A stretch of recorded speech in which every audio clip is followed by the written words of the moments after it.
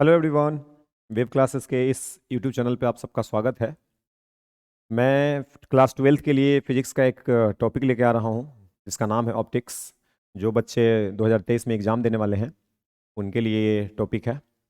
तो आज हम लोग क्या करेंगे, ऑप्टिक्स को एक समराइज फॉर्म में पढ़ने का कोशिश करेंगे और उसके थ्रू कुछ एनसीईआरटी के इम्पोर्टेंट सवाल को करेंगे।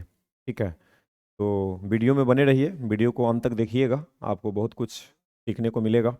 ठीक है, तो देखिए, सबसे पहले हम ऑप्टिक्स का बात कर लेते हैं।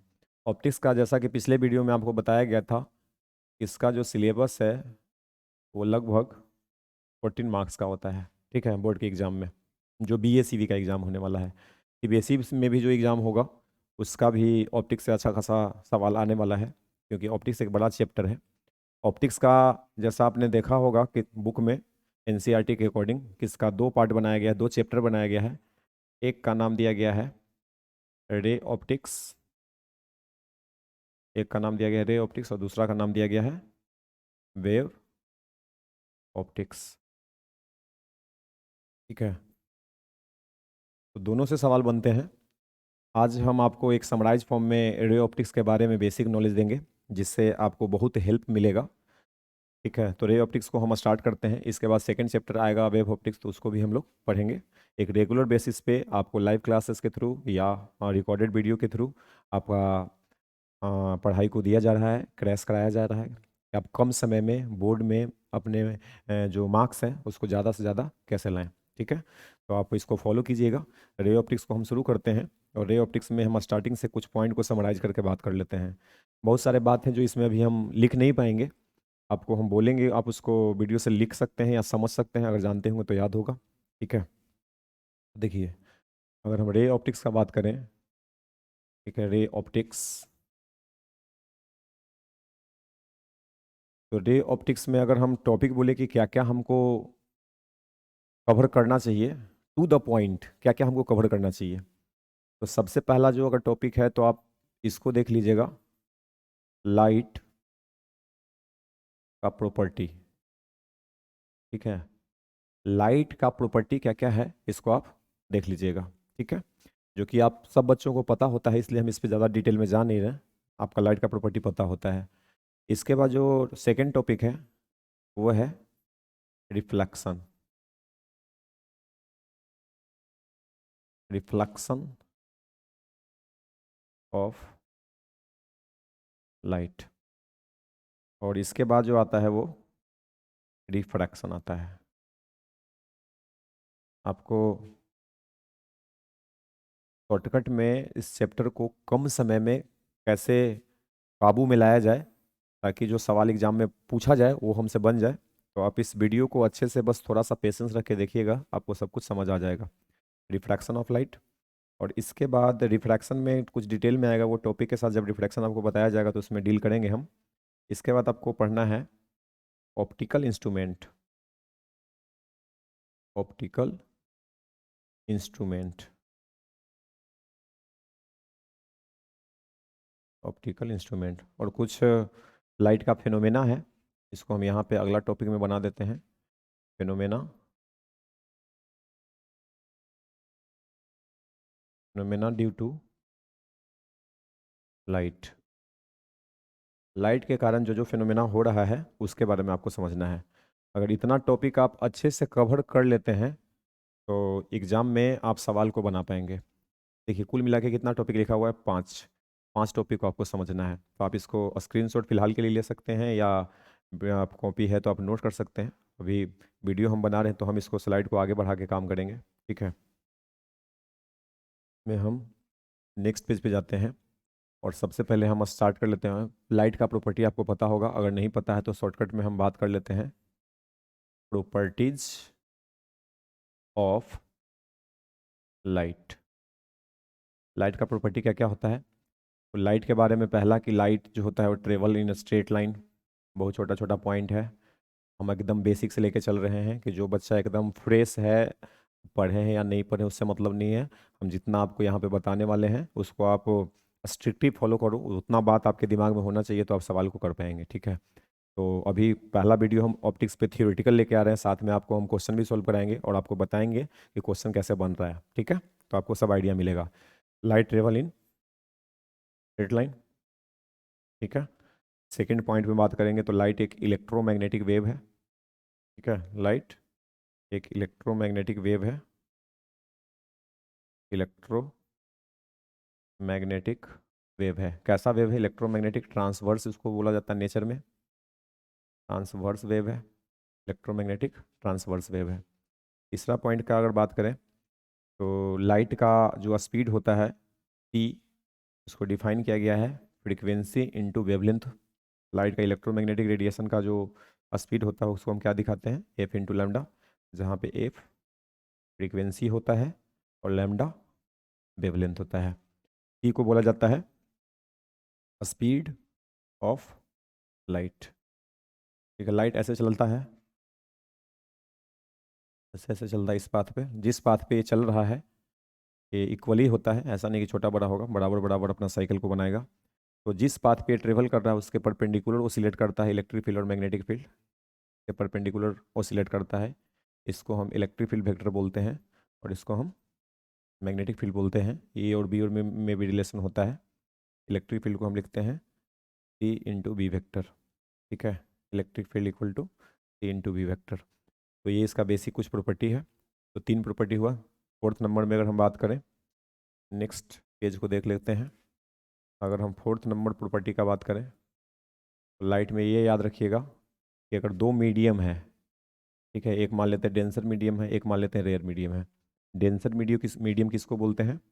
जिसका डेंसिटी ज़्यादा हो, जिसका डेंसिटी ज़्यादा हो उसको डेंसर बोलेंगे, और जिसका डेंसिटी कम हो, जिसका डेंसिटी कम हो उसको रेयर बोलेंगे। जैसे वाटर और एयर को आप समझ सकते हैं, वाटर एयर के कंपेयर में ज़्यादा डेंस है। तो वाटर और अगर एयर मार रहे हैं, मान लीजिए कि ये तालाब है, नीचे पानी भरा हुआ है, ठीक है, और ऊपर में हवा है। तो अगर तालाब में पानी भरा है तो नीचे पानी होगा, पानी और ऊपर हवा। तो दोनों में से डेंसर कौन है? जिसका किसका डेंसिटी ज़्यादा है? हवा का डेंसिटी ज़्यादा है या पानी का? तो पानी का। तो इसलिए हम इसको क्या बोलेंगे? डेंसिटी इसका ज़्यादा है, इसलिए डेंसर मीडियम इसको बोलेंगे और उसको रेयर मीडियम बोलेंगे। प्रॉपर्टी क्या है कि लाइट अगर डेंसर मीडियम से इंसिडेंट हुआ है तो हवा और पानी दोनों ट्रांसपेरेंट मीडियम है, लाइट उसमें ट्रेवल कर सकता है। तो अगर लाइट डेंसर से रेयर की तरफ जाने वाला है तो ये अपने पाथ को चेंज करेगा। जिस पाथ पे ये चल रहा था ना, प्रॉपर्टी में हम पहला प्रॉपर्टी पढ़े कि लाइट स्ट्रेट लाइन में चलता है, लेकिन कब तक? जब तक मीडियम हमारा होमोजीनियस है, मतलब एक जैसा मीडियम है तो लाइट स्ट्रेट लाइन में फॉलो करेगा। लेकिन जब मीडियम चेंज होता है तो लाइट का पाथ चेंज हो जाता है। यहाँ पे देखिएगा, लाइट को जाना चाहिए था कैसे? लाइट को जाना चाहिए था स्ट्रेट लाइन में, लेकिन जब ये इस मीडियम से इस मीडियम में जाएगा, रेयर डेंसर से रेयर मीडियम में, तो ये नॉर्मल से अवे मुड़ जाएगा, ठीक है। ये सीधा भी नहीं गया, नॉर्मल की तरफ नहीं गया, कैसे गया? नॉर्मल से दूर गया। तो ये इसका प्रॉपर्टी है। देखा गया है कि लाइट जब भी डेंसर से रेयर मीडियम में जाता है तो जो ये परपेंडिकुलर टू द सरफेस होता है, जिसको हम नॉर्मल कहते हैं, वो नॉर्मल से अवे डायरेक्शन में मूव कर जाता है। तो ये इसका प्रॉपर्टी है, जो कि प्रॉपर्टी गुण, प्रॉपर्टी का मतलब क्या है? गुण, कैसा नेचर शो कर रहा है। तो जब लाइट को पानी से हवा में भेजा जा रहा है तो जो नॉर्मल होता है वो नॉर्मल से लाइट कैसे जा रहा है? अवे जा रहा है। तो ये डायरेक्टली आपके दिमाग में होना चाहिए। नेक्स्ट प्रॉपर्टी अगर हम इसका ठीक उल्टा बात करें, नीचे वाटर है और ऊपर एयर है, वाटर डेंसर मीडियम होगा, एयर रेयर मीडियम होगा, ठीक है। अगर लाइट को हम एयर से वाटर में ले जा रहे हैं, इसका ठीक उल्टा बात कर रहे हैं। यहाँ पे क्या हुआ था? वाटर से लाइट कहाँ जा रहा था? एयर में। अब कहाँ आ रहा है? एयर से जा रहा है वाटर में। तो इसको भी कायदे से अगर सोचा जाए, यहाँ से भी अगर देखा जाए, तो इस लाइट को चलना चाहिए था स्ट्रेट लाइन में, ऐसे सीधा सीधा जाना चाहिए था, लेकिन फिर से मीडियम चेंज हो गया। तो लाइट का ट्रेवल जो कर रहा है, अगर उसका मीडियम बदलता है तो अपना पाथ को भी बदल लेता है। तो अगर रेयर से डेंसर में जा रहा है तो ये लाइट रे टूवर्ड नॉर्मल बेंड करेगा, ठीक है। ये दोनों प्रॉपर्टी इंपॉर्टेंट है, ये आपके दिमाग में होना चाहिए, ठीक है। अगर बात कर ले तो लाइट एक इलेक्ट्रोमैग्नेटिक वेव है, और लाइट का जो स्पीड होता है, नेक्स्ट प्रॉपर्टी में अगर बात करें तो सी का जो वैल्यू होता है 3 × 10⁸ मीटर पर सेकंड होता है। इसी को कभी कभी किलोमीटर में पूछ लिया जाता है, तो 3 × 10⁵ किलोमीटर पर सेकंड होता है, ठीक है। ये जो डाटा कलेक्ट किया गया है किसके लिए है? तो ये वैक्यूम के लिए है, ठीक है। ये किसके लिए है? वैक्यूम के लिए। एयर में अगर हम बात करें तो इसका स्पीड 2,99,000 किलोमीटर के आसपास लिया जाता है, 2,99,000 किलोमीटर पर सेकेंड। तो ये दोनों डाटा लगभग आसपास है, तो हम जनरल अगर हम बात करेंगे तो वैक्यूम और एयर में दोनों में स्पीड ऑफ लाइट कितना लेके चलेंगे, 3 × 10⁵ मीटर पर सेकेंड या 3 × 10⁸ मीटर पर सेकेंड। मीडियम जैसे जैसे बदलेगा लाइट का स्पीड चेंज होता है। आप यहाँ पे एक फार्मूला आपको बताया गया था, देखिए लाइट के लिए बोला गया कि एक फार्मूला है C = F × λ। इस पे सवाल पूछा जाता है, ये इंपॉर्टेंट फार्मूला है, ये आपको दिमाग में रखना होगा।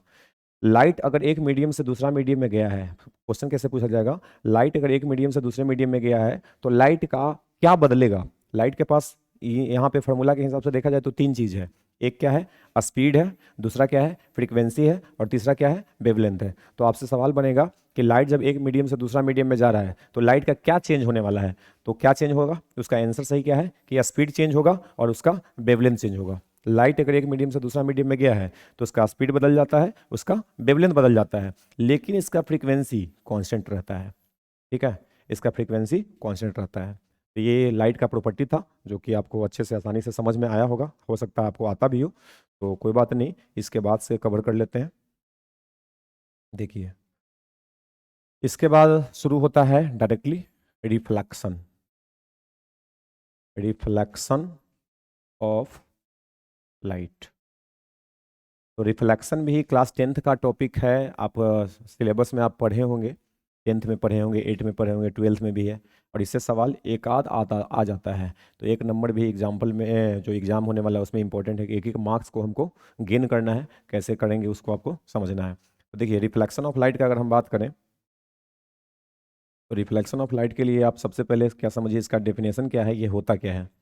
तो अगर आपके पास मान लीजिए कोई पॉलिश्ड ग्लास है जिसको हम प्लेन मिरर कह जाते हैं, ये क्या है, प्लेन मिरर है, मान लीजिए प्लेन मिरर है, अगर इस पे लाइट को हम इंसिडेंट कराते हैं, ठीक है, इस पे लाइट को हम इंसिडेंट कराते हैं, तो जो कलर किया गया है वो कलर किया जाता है सिल्वर से।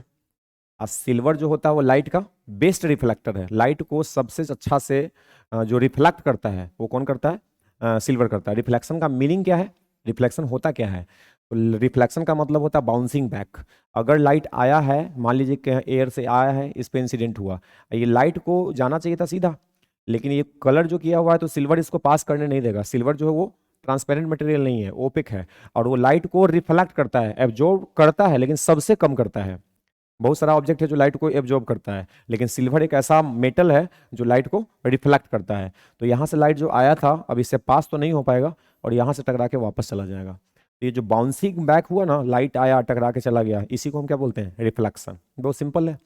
रिफ्लेक्शन का कुछ लॉ है, रिफ्लेक्शन जो होता है क्या मनमौजी है कि जैसे मन होगा वैसे हो जाएगा, तो नहीं, रिफ्लेक्शन जब भी होगा तो उसका कुछ नियम है, वो नियम के अनुसार होता है। वो नियम क्या है, लॉ क्या है, तो लॉ बहुत सिंपल है, इसको नॉर्मल बोलते हैं। जिस सरफेस पे हम 90 डिग्री पे अगर कोई लाइन खींच रहे हैं तो उस 90 डिग्री वाला जो लाइन का नाम क्या हो जाता है, नॉर्मल। तो ये नॉर्मल खींचने का जरूरत क्यों पड़ता है, नॉर्मल इसलिए हम लोग खींचते हैं ना कि एंगल को मेजर कर सके, लाइट कितना एंगल पे आया था और कितना एंगल पे गया, टकराने के बाद कितना एंगल पे गया, इसको हम मेजर करने के लिए बस नॉर्मल को इंडिकेट कराते हैं। ठीक है, तो मान लीजिए कि लाइट कुछ एंगल पे आया था, इसका हम नाम देते हैं आई। आई को क्या बोलते हैं, इसको बोलते हैं एंगल ऑफ इंसिडेंस। क्या बोलते हैं, एंगल ऑफ इंसिडेंस। और ये है एंगल आर, इसको क्या बोला जाता है, इसको बोला जाता है एंगल ऑफ रिफ्लेक्शन। क्या बोलते हैं इसको, एंगल ऑफ रिफ्लेक्शन। तो ये नॉर्मल खींचने के बाद ही हमको पता चलेगा कि कितना एंगल से आया था और कितना एंगल पे गया। जब देखा गया, ऑब्जर्व किया गया, तो यहाँ पे क्या मिला कि जितना एंगल नॉर्मल से ये बना के आया था जिसका नाम आई है, उतना ही एंगल ये बना के वापस भी गया है। तो यहीं से ये ऑब्जर्वेशन के तौर पे अभी फिलहाल देखा जा रहा है, इसको हम बाद में अगला चैप्टर में इसको प्रूव भी करेंगे कि एंगल आई और एंगल आर इक्वल क्या होता, कैसे होता है। और ये जो रिफ्लेक्शन का लॉ है, ये वेव ऑप्टिक्स में, देखिए ये सवाल कहाँ से बन रहा है, वेव ऑप्टिक्स का ये इंपॉर्टेंट सवाल है, डेरिवेशन। वेव ऑप्टिक्स में आपको पूछा जाता है कि हाइगेंस के वेव थ्योरी पे आप एंगल आई और एंगल आर को या लॉज ऑफ रिफ्लेक्शन को प्रूव कीजिए, तो ये वेव ऑप्टिक्स में आकर 5 मार्क्स का सवाल बनेगा।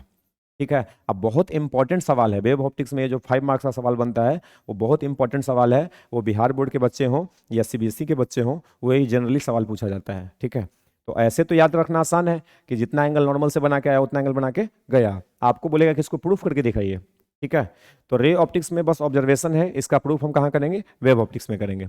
सेकेंड लॉ क्या है, सेकेंड लॉ और सिंपल है कि इंसिडेंट रे रिफ्लेक्टेड रे और नॉर्मल तीनों एक पॉइंट पे होते हैं या एक प्लेन में होते हैं? बोर्ड एक प्लेन है, तीनों जो लाइन खींच रहे हैं यहाँ पे हम जो रे भी दिखा रहे हैं या नॉर्मल दिखा रहे हैं, ये तीनों बोर्ड के प्लेन में है, इसलिए इसको बोला जाता है कि इसी प्लेन में होते हैं या एक ही पॉइंट पे होते हैं। तो रिफ्लेक्शन क्या है? बाउंसिंग बैक ऑफ लाइट है, bouncing back of light into the same medium, जिस मीडियम से आया उसी मीडियम में बाउंस बैक कर गया, तो इसको हम रिफ्लेक्शन बोलेंगे। लॉ क्या है? एंगल आई और एंगल आर बराबर होता है, तीनों लाइन का इंटरसेक्शन पॉइंट, इंटरसेक्शन प्लेन एक ही होता है। तो रिफ्लेक्शन का आपको क्लियर कॉन्सेप्ट हुआ होगा। अब देखिए, रिफ्लेक्शन जब पढ़ लिए तो इसके बाद आपको क्या पढ़ना है? इसमें आपको पढ़ना है मिरर। जो सवाल आता है डायरेक्टली हम उसी पे टारगेट कर रहे हैं कि सवाल कहाँ से बन रहा है। तो रिफ्लेक्शन अगर आपको समझ आ गया तो इसके बाद आपको समझना चाहिए मिरर, कि मिरर क्या है। तो मिरर को हम सिंपल सिंपल क्या बोलते हैं कि एक ग्लास का टुकड़ा होता है, a piece of glass, glass का टुकड़ा होता है, ये piece of glass which having two surface, one reflecting and one coloured surface. जैसे देखिएगा डायग्राम से हम समझाते हैं। आपको मान लो कि कांच का एक प्लेन टुकड़ा है, प्लेट है, कांच का एक प्लेट है, और इसको पीछे से हम सिल्वर से क्या कर दिए? कलर कर दिए, ठीक है। तो ये रिफ्लेक्टिंग सरफेस बन गया ना। जो रिफ्लेक्टिंग सरफेस बन गया, इसी प्रॉपर्टी और इसी प्रॉपर्टी के कारण इसका नाम मिरर दिया गया है। मिरर का मतलब क्या हुआ? A piece of glass which having two surface. जो आगे वाला सरफेस है इसको बोलते हैं रिफ्लेक्टिंग सरफेस। क्या बोला जाता है? Reflecting surface. और जो पीछे कलर किए हैं इसको बोलते हैं कलर्ड सरफेस या पॉलिश सरफेस। कलर्ड सरफेस या पॉलिश सरफेस। तो मिरर क्या है आपको क्लियर हुआ होगा? A piece of glass which having two surface, one is reflecting, one is coloured, then this piece of glass is called mirror. Mirror कितना type का होता है? मिरर का टाइप कितना है? मिरर का टाइप कितना है इसको समझते हैं। मिरर का टाइप कितना है?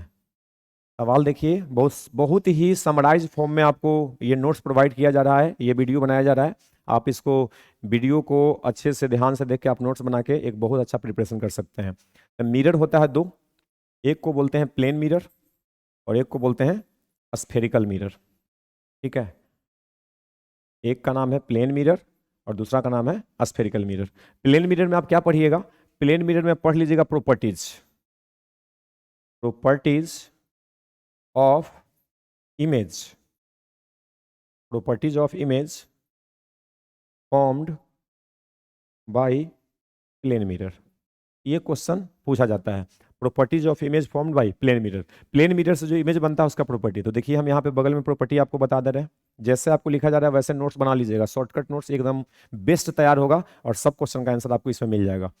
तो प्लेन मिरर, प्लेन मिरर किसको कहेंगे? मिरर दो प्रकार का है, प्लेन मिरर और स्फेरिकल मिरर। तो प्लेन मिरर को क्या बोल देना कि पीस ऑफ फ्लैट ग्लास, ये कैसा पीस है? फ्लैट ग्लास है, समतल है एकदम बिल्कुल। The piece of flat glass which having two surface, one is coloured one is reflecting, this is called plane mirror, ठीक है। प्लेन मिरर से जो इमेज बनता है उसका प्रॉपर्टी हमको समझना है। तो देखिए मान लीजिए कि प्लेन मिरर के सामने एक हम पॉइंट ऑब्जेक्ट लेते हैं, ये ऑब्जेक्ट है, ठीक है। ऑब्जेक्ट किसको कहते हैं? ऑब्जेक्ट हम उसको कहते हैं जहां पे लाइट का इंटरसेक्शन पॉइंट होता है, इंसिडेंट लाइट का। अगर ये ऑब्जेक्ट है तो लाइट तो यहीं से निकलेगा, ठीक है। अगर लाइट यहीं से निकलेगा तो दोनों जिस पॉइंट पे इंटरसेक्ट कर रहा है उसी का नाम हम क्या देते हैं? ऑब्जेक्ट। अब बताइए लाइट को जाना चाहिए था कैसे? सीधा, इसको जाना था ऐसे, लेकिन बताइए सीधा जाएगा? नहीं जाएगा, क्यों? कि इधर से तो कलर है, तो ये फिर से क्या हो जाएगा? रिफ्लेक्ट कर जाएगा। रिफ्लेक्ट कैसे करेगा? तो लॉज से, जो लॉज ऑफ रिफ्लेक्शन बताएं कि जितने यहाँ पे नॉर्मल दिखा सकते हैं, ये नॉर्मल होगा, इसका नॉर्मल ये होगा, ठीक है। थोड़ा बहुत आप मैनेज कीजिएगा। और जितना एंगल ये बना के आया उतना एंगल ये बना के आया, जितना एंगल ये बना के आया उतना एंगल ये बना के आया, ये इसको बोलेंगे रिफ्लेक्टेड रे है। कौन सा रे है? ये रिफ्लेक्टेड रे है। और ये कौन सा था? ये था इंसिडेंट रे। इंसिडेंट रे का जो इंटरसेक्शन पॉइंट होता है उसको हम ऑब्जेक्ट बोलते हैं, और रिफ्लेक्टेड रे का जो इंटरसेक्शन पॉइंट होता है उसको हम इमेज बोलते हैं। तो ये लाइट इधर तो नहीं आया है, हम इसको वर्चुअली इसको मान रहे हैं कि ये रिफ्लेक्टेड है, इधर तो मिलेगा भी नहीं, इंटरसेक्ट नहीं करने वाला है, तो इसको हम वर्चुअली सोचिए कहाँ से आ रहा है, मतलब कहाँ पे इंटरसेक्शन पॉइंट इसका हो सकता है। तो हमको लगा कि इसका इंटरसेक्शन यहाँ पे कहीं होगा, ठीक है। तो यहाँ जहाँ पे इसका इंटरसेक्शन पॉइंट आपको लग रहा है, इमेजिन आप कर पा रहे हैं, वो क्या कहलाएगा? इमेज कहलाएगा, ठीक है। तो अभी देखिए प्लेन मिरर से इमेज का फॉर्मेशन हो चुका है, अब इसका प्रॉपर्टी समझना है। तो पहला प्रॉपर्टी क्या है कि अगर ऑब्जेक्ट रियल है, अगर ऑब्जेक्ट रियल है तो जो इमेज बनेगा वो वर्चुअल होगा। पहला प्रॉपर्टी, प्लेन मिरर में अगर ऑब्जेक्ट रियल है तो इसका इमेज कैसा बनेगा? वर्चुअल बनेगा। देखिएगा, तो उल्टा भी समझना है कि अगर प्लेन मिरर में ऑब्जेक्ट वर्चुअल कर दिया जाए तो क्या इमेज रियल हो सकता है?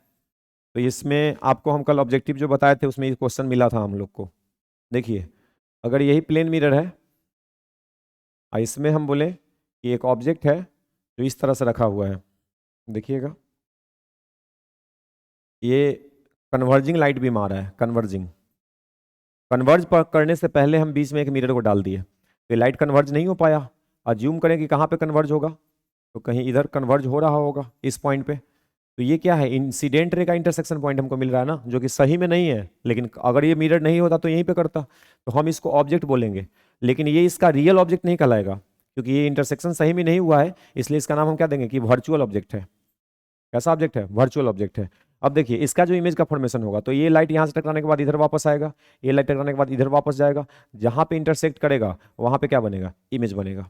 ठीक है, तो अगर ऑब्जेक्ट वर्चुअल है तो इमेज रियल बन रहा है, और इसमें क्या दिख रहा है कि अगर ऑब्जेक्ट रियल है तो इमेज वर्चुअल बन रहा है, तो उल्टा होता है, वाइस वर्सा, याद रखिएगा। अगर आपको ये पूछा नहीं या बोला नहीं गया है कि ऑब्जेक्ट हमारा वर्चुअल है तो प्लेन मिरर से कैसा इमेज बनेगा, तो अगर बोला नहीं गया, सीधा सवाल यही है कि प्लेन मिरर से कैसा इमेज बनेगा, रियल बनेगा या वर्चुअल बनेगा, तो इन जनरल आंसर इसका क्या होगा, वर्चुअल, क्योंकि इन जनरल जो ऑब्जेक्ट होता है वो रियल होता है। ये स्पेशल केस बन रहा है कि अगर ऑब्जेक्ट को हम वर्चुअल बना दें तो क्या इमेज रियल हो सकता है, तो ये पॉसिबल है। लेकिन प्रैक्टिकली अगर देखा जाए तो प्रैक्टिकली बताइए सब कुछ रियल है ना जिसका इमेज वो फॉर्म कर रहा है, तो अगर ऑब्जेक्ट रियल तो इसका इमेज कैसा होगा, वर्चुअल। तो ये इसका पहला प्रॉपर्टी है कि प्लेन मिरर में अगर ऑब्जेक्ट रियल तो इमेज वर्चुअल, अगर ऑब्जेक्ट वर्चुअल तो इमेज रियल। सेकेंड प्रॉपर्टी कि जितना डिस्टेंस पे, अगर ये डिस्टेंस आपको कम लग रहा है तो उसको आप मैनेज कीजिएगा, डायग्राम को आपको सही से बनाना होगा। जितना डिस्टेंस मिरर से ऑब्जेक्ट का होता है जिसको यू बोलते हैं, उतना ही डिस्टेंस मिरर से इमेज का भी होता है जिसको क्या बोलते हैं, वी।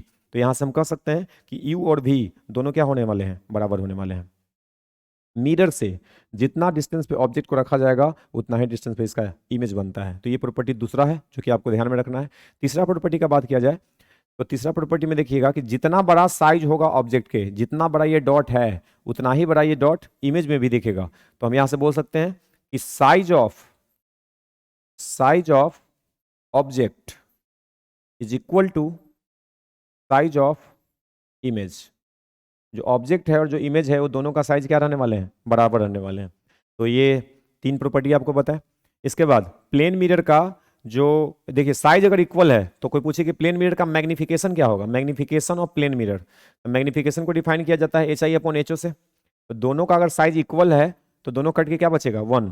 तो ये याद रखिएगा कि प्लेन मिरर का मैग्निफिकेशन कितना होता है, 1 होता है। ठीक है, तो ये कुछ ये इंपॉर्टेंट प्रॉपर्टी है। वेलोसिटी से अगर प्रॉपर्टी पूछा जाए तो देखिए ये भी याद रखिएगा, अगर ये प्लेन मिरर है और इसके सामने कोई ऑब्जेक्ट है, ठीक है, तो अगर कोई ऑब्जेक्ट मिरर की तरफ कुछ वेलोसिटी v से जा रहा है, ये ऑब्जेक्ट है, तो इसका जो इमेज होगा यहाँ पे बना होगा। इमेज जितना डिस्टेंस पे ये है, मान लीजिए x पे है, तो ये भी कितना पे बना है, x पे बना है। अगर ऑब्जेक्ट मूव कर रहा है मिरर की तरफ तो इसका इमेज भी मूव करेगा किसके तरफ, मिरर की तरफ। और जितना वेलोसिटी से ये मूव चलेगा उतना वेलोसिटी से ये चलेगा। तब विथ रिस्पेक्ट टू अगर मिरर पूछा जाए, ध्यान से देखिएगा, विथ रिस्पेक्ट टू मिरर अगर ऑब्जेक्ट का वेलोसिटी इमेज का वेलोसिटी पूछा जाए तो हम देखिए विथ रिस्पेक्ट टू मिरर अगर हम बात करें, विथ रिस्पेक्ट टू मिरर, तो velocity of object is equal to velocity of image होता है विथ रिस्पेक्ट टू मिरर। लेकिन अगर इसमें सवाल को थोड़ा घुमा के पूछा जाए कि velocity of object with respect to image क्या होगा, इमेज के रिस्पेक्ट में वेलोसिटी ऑफ ऑब्जेक्ट क्या है, तो रिलेटिव वेलोसिटी का कॉन्सेप्ट आ जाएगा VO minus VI। Velocity of object with respect to image, velocity of object V है minus velocity of image, opposite direction में V है तो माइनस माइनस प्लस, तो क्या हो जाएगा 2V। तो ये क्वेश्चन ध्यान रखिएगा कि with respect to mirror equal लेना है, और विथ रिस्पेक्ट टू ऑब्जेक्ट पूछे या इमेज पूछे तो डबल कर देना है जितना वेलोसिटी से ऑब्जेक्ट चल रहा है। तो ये कुछ इंपॉर्टेंट प्रॉपर्टी है जो प्रॉपर्टीज ऑफ इमेज है जो प्लेन मिरर बनाता है, उसका ये प्रॉपर्टी है, तो आप इसको ध्यान में रखिएगा। ठीक है, इसको मैं क्लियर कर लेता हूं और आगे बात कर लेता हूं। प्लेन मिरर से और सवाल क्या बनेगा कि अगर ये प्लेन मिरर है तो आपसे पूछा जाएगा कि प्लेन मिरर का radius of curvature, focus, focal length, ये क्या होता है, centre. Radius of curvature, focus, focal length, centre, ये सब कहां पे होता है, तो प्लेन मिरर के लिए सब का आंसर इनफाइनाइट है। ठीक है, प्लेन मिरर का ये सब कुछ कहाँ माना जाता है, इनफाइनाइट। क्यों माना जाता है इनफाइनाइट, बहुत सारे बच्चे के दिमाग में ये आता है लेकिन टीचर्स बता नहीं पाते हैं या बताना जरूरी नहीं समझते हैं, बच्चा के दिमाग में डाउट रह जाता है। तो प्लेन मिरर को क्या क्या अज्यूम किया गया है कि बहुत बड़ा स्फेरिकल मिरर का एक छोटा सा टुकड़ा प्लेन मिरर है। अब बहुत बड़ा कोई डिफाइन चीज नहीं है, तो बहुत बड़ा स्फेरिकल मिरर का एक छोटा सा टुकड़ा प्लेन मिरर है तो बहुत बड़ा इनफाइनाइट मान लिया जाता है। और सब कुछ कहाँ पे बोला जाता है कि इनफाइनाइट पे है। अगर ये इसका रेडियस अगर हमको पता है तो इसका तो एक सेंटर है ना, अगर सेंटर है तो सेंटर का डिस्टेंस भी होगा, रेडियस का भी डिस्टेंस होगा। तो हमको वो क्या डिफाइन किया गया प्लेन मिरर में कि बहुत बड़ा स्फीयर, अब वेरी लार्ज स्फीयर का एक पार्ट है, तो वेरी लार्ज स्फीयर कोई डिफाइन नहीं है। और तो इसलिए हम क्या मानते हैं, तो ये सवाल घूम घूम के आते रहता है कि प्लेन मिरर का radius, centre, focus, focal length कहाँ होता है, सब इनफाइनाइट होता है। तो आपको ये प्लेन मिरर के बारे में क्लियर हुआ होगा। प्लेन मिरर क्या है, प्लेन मिरर का सेंटर, रेडियस, फोकस कहाँ होता है, प्लेन मिरर से जो इमेज बनता है उसका प्रॉपर्टी क्या होता है, ये आपको पता चला। एक सवाल ये बन जाता है कि अगर ये प्लेन मिरर है, ठीक है, इसके सामने एक आदमी खड़ा है, ठीक है, एक प्लेन मिरर है, इसके सामने एक आदमी खड़ा है जिसका हाइट है मान लीजिए h, ठीक है, जिसका हाइट कितना है h। आपसे सवाल पूछा जाएगा कि h हाइट का जो आदमी है ये अपना फुल इमेज देखना चाहता है मिरर में। फुल इमेज का मतलब सर के बाल से लेके जूता तक, सर के बाल से लेके जूता तक इसको फुल इमेज देखना है प्लेन मिरर में। तो कम से कम मिरर का लंबाई कितना चाहिए, लेंथ कितना होना चाहिए, तो कम से कम इसका आंसर है कि minimum length of mirror should required is equal to h/2। जितना हाइट का आदमी रहेगा ना उसका ठीक आधा लंबाई का अगर मिरर है तो अपना फोटो को क्लियर देख पाएगा, अपना इमेज को क्लियर देख पाएगा। तो ये एक सवाल बनता है। एक सवाल और बनता है कि अगर प्लेन मिरर है, ये सब सवाल को आप नोट डाउन करते जाइएगा क्या हम बोल रहे हैं। एक प्लेन मिरर है, इसके सामने एक ऑब्जेक्ट रखा हुआ है, ठीक है, बोलेगा कि इस ऑब्जेक्ट को थीटा एंगल से घुमा दीजिए, रोटेट कर दीजिए। ऑब्जेक्ट का पोजीशन ओ से ओ डैश हो गया है, मान लीजिए इसको हम थीटा एंगल से घुमा दिए, तो आपसे पूछा जाएगा बताइए जो इसका इमेज फॉर्मेशन होगा वो कितना एंगल से घूम जाएगा। तो देखिए जब यहाँ पे ऑब्जेक्ट होगा तो इमेज यहाँ बना होगा, जब ऑब्जेक्ट यहाँ पे होगा तो इसका इमेज यहाँ बना होगा, है ना जी। तो यहां से देखिए तो ये एंगल, जितना एंगल से ये है उतना एंगल ये बनाएगा। तो अगर ये थीटा एंगल से मूव किया है तो ये भी थीटा एंगल से मूव करेगा। साथ में ध्यान रखना कि जिस डायरेक्शन में ऑब्जेक्ट मूव करता है ना उसके ठीक अपोजिट डायरेक्शन में इमेज मूव करता है। अगर हम बोले कि क्लॉकवाइज है, ये कौन सा डायरेक्शन है, क्लॉकवाइज, और क्लॉकवाइज में ऑब्जेक्ट को रोटेट किए हैं तो इसका जो इमेज है वो एंटी क्लॉकवाइज में रोटेट कर रहा है। तो इसको भी ध्यान रखिएगा। अगला क्वेश्चन है, एक क्वेश्चन इसी तरह का और बनता है कि अगर ये प्लेन मिरर है, डायरेक्ट क्वेश्चन आप समझ रहे होंगे बात मेरा, इसके सामने एक ऑब्जेक्ट रख दिया गया, ठीक है, ये मान लीजिए नॉर्मल है। अब बोलेगा कि नहीं ऑब्जेक्ट को रोटेट नहीं करना है, मिरर को रोटेट करना है। मान लीजिए कि मिरर को हम रोटेट कर दिए, कितना एंगल से, थीटा एंगल से। तब आपसे पूछा जाएगा कि जो इमेज इसका बनेगा वो कितना एंगल से रोटेट करेगा। तो देखिए इसका जो आंसर है वो directly two theta, ray diagram दिखाना चाहे तो दिखा सकते हैं। देखिए ऑब्जेक्ट तो वहीं पे फिक्स है, ये फिक्स है, घूमा कौन है, घूमा है मिरर। तो अभी बताइए पहले जो मिरर का पोजीशन था एम था, अब मान लीजिए कि एम डैश है, तो एम के मिरर के लिए तो नॉर्मल का काम करेगा ना, ये नॉर्मल लाइट है। अब ये जब रोटेट कर गया थीटा एंगल से तो इसका तो नॉर्मल भी थीटा एंगल से रोटेट कर गया होगा। तो अगर इसके लिए हम नॉर्मल इसको मान लें, ये नॉर्मल पहले के लिए है, ये नॉर्मल दूसरे के लिए है, ठीक है। अब बताइए ऑब्जेक्ट तो वहीं पे है तो लाइट यहां से इंसिडेंट करेगा। अब ये नॉर्मल से टकरा के लाइट कहीं ऐसे जाएगा ना, जितना एंगल बना के आया उतना एंगल बना के जाएगा, क्योंकि नॉर्मल तो चेंज हो गया। अगर ये थीटा है तो ये भी थीटा होगा। तो देखिए फाइनल जो रिफ्लेक्टेड रहे ये वाला है, इसको हम पीछे की ओर बढ़ाएंगे तो कहीं इमेज यहां बना होगा। तो इसका जो भी रोटेशन होगा तो ये theta plus theta, two theta, तो ये भी कितना एंगल होगा, थ्री थीटा। अब देखिए ये घुमा कैसे था, क्लॉकवाइज, तो ये भी कैसे घूम रहा है, क्लॉकवाइज। तो इसका आंसर क्या है कि अगर ऑब्जेक्ट फिक्स है, अब मिरर को अगर हम थीटा एंगल से घुमा रहे हैं तो उसका इमेज कितना से घूमेगा, टू थीटा एंगल से घूमेगा, सेम डायरेक्शन में घूमेगा। तो आपको ये क्वेश्चन याद रखना है, रेड डायग्राम पे ज्यादा ध्यान नहीं देना है, दे सकते हैं तो दे दीजिए, कोई दिक्कत नहीं है। लेकिन क्वेश्चन क्या था, प्लेन मिरर के सामने ऑब्जेक्ट को रोटेट किए तो इमेज इक्वल एंगल से रोटेट किया लेकिन डायरेक्शन अपोजिट। अगर मिरर को रोटेट कर दिए तो जो इमेज है वो जितना एंगल से मिरर को रोटेट कीजिए उसका डबल एंगल से घूमेगा लेकिन डायरेक्शन सेम रहेगा। तो इतना सवाल आप मिरर के लिए पढ़ के चल जाइएगा, काम हो जाएगा, ठीक है। एक प्रॉपर्टी आपका छूट गया था उसको भी देख लीजिए।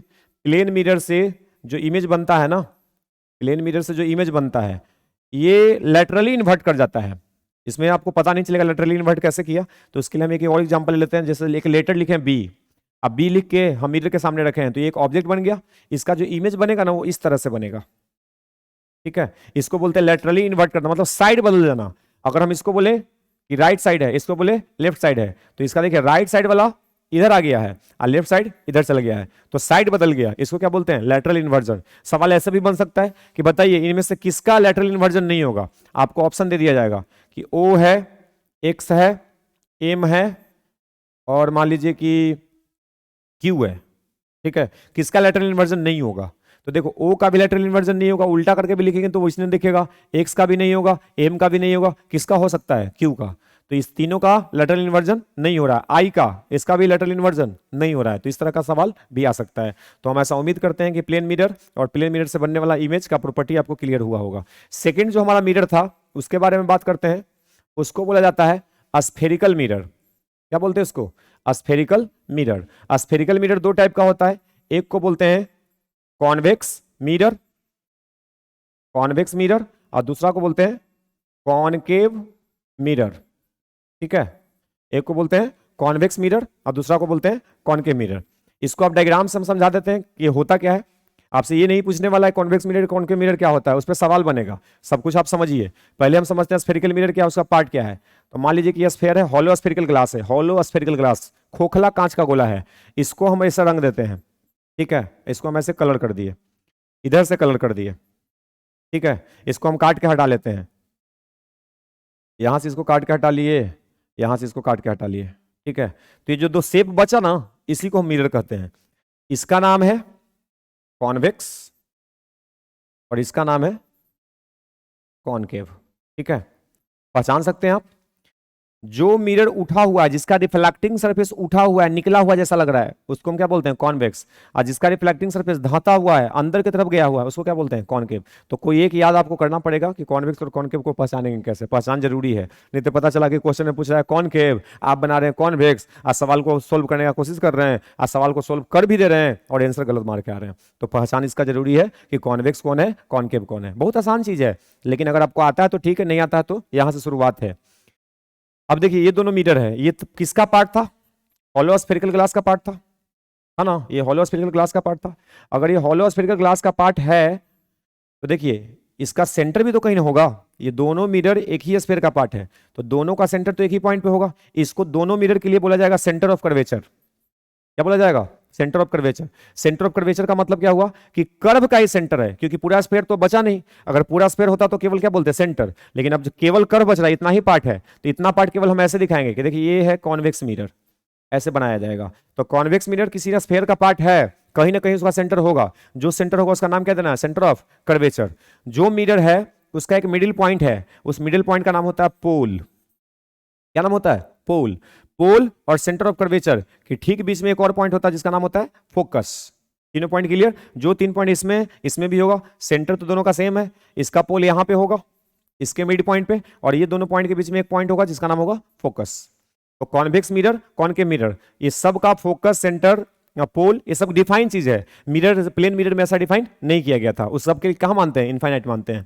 तो सबसे पहले तो ये तीनों पॉइंट के बारे में आपको पता होना चाहिए कि पोल किसको कहते हैं, फोकस किसको कहते हैं, सेंटर ऑफ कर्वेचर किसको कहते हैं। डिस्टेंस, जो भी हम स्फेरिकल मिरर में डिस्टेंस का मेजरमेंट करते हैं ना, वो करते हैं पोल से। कहां से करते हैं? पोल से। इसके लिए भी और इसके लिए भी। पोल से जो फोकस का डिस्टेंस है, ये वाला, इस डिस्टेंस का नाम दिया गया है फोकल लेंथ, जिसको स्मॉल एफ से लिखेंगे, और फोकस को कैपिटल एफ से लिखा जाएगा। इस पॉइंट पोल से लेके रेडियस ऑफ कर्वेचर तक, सेंटर ऑफ कर्वेचर तक जो डिस्टेंस होगा, इसका नाम देते हैं रेडियस ऑफ कर्वेचर। क्या नाम देते हैं? Radius of curvature. तो डिस्टेंस भी क्लियर। तीन गो पॉइंट है, पोल, फोकस और सेंटर, बनाना आपको आ जाना चाहिए। ये जो लाइन तीनों को मिला रहा है ना, इसको बोला जाता है प्रिंसिपल एक्सिस। क्या बोला जाता है? Principal axis. तो इसके लिए भी प्रिंसिपल एक्सिस है, इसके लिए भी ई वाला प्रिंसिपल एक्सिस कहलाएगा। ठीक है, तो बेसिक बात क्लियर है। यहां से देखेंगे डिस्टेंस, तो पोल से फोकस, फोकल लेंथ हो गया, पोल से सेंटर ऑफ कर्वेचर, ये हो गया radius of curvature. Radius of curvature R से लिखेंगे, फोकल लेंथ को स्मॉल एफ से लिखा जाता है, यहां पे लिखा गया है। तो ये डायग्राम आपको समझ आ रहा होगा, ये आप शॉर्टकट में बना के अपने हिसाब से समझिएगा, नोट्स जो तैयार करना है जैसे आपको बोला जा रहा है। चलिए आगे देखते हैं। तो मिरर, स्फेरिकल मिरर क्या है, कितना टाइप का हो गया, ये आपको समझ आ रहा है। अब स्फेरिकल मिरर पे देखिए सवाल क्या आएगा। सबसे पहले इमेज, जो स्फेरिकल मिरर से इमेज बनता है, image formation by spherical mirror, image formation by spherical mirror.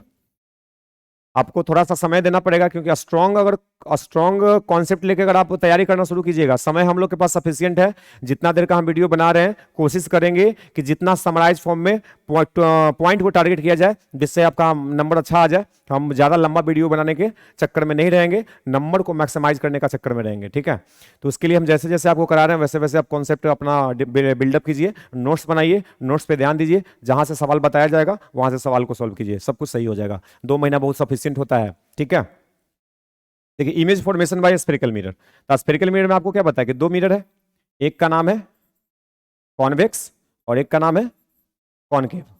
ये इसका इमेज का इंफॉर्मेशन होना बहुत जरूरी है।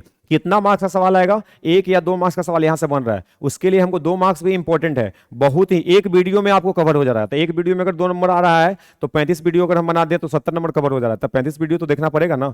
उससे मतलब मिनिमम आप सोचिएगा कि शॉर्टकट कोई तरीका होता है, तो शॉर्टकट तरीका नहीं होता है। आपको कहीं ना कहीं जम के कम कम समय मिल रहा है, लेकिन जम के मेहनत करना पड़ेगा, ठीक है। तो देखिए, कॉन्वेक्स मिरर और कॉनकेव मिरर, याद रखिएगा कॉन्वेक्स मिरर से 2 इमेज बनता है और कॉनकेव मिरर से 6 इमेज बनता है।